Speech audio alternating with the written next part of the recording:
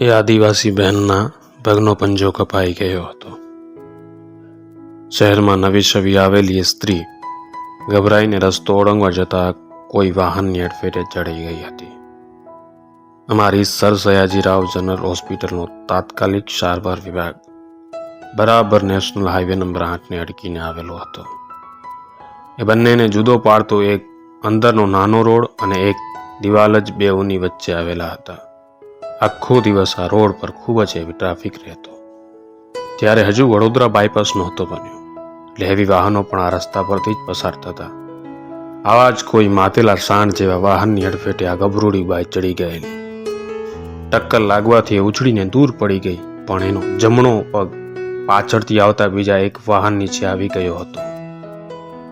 કૂંટીથી નીચે બસ થોડાક માંસના લોચા અને જુગુપ્સા પહેરે તે રીતે તેમાંથી બહાર ડોકાતું એક હાડકું જ રહ્યા હતા. લોહી પણ સારું એવું નીકળી ગયું હતું.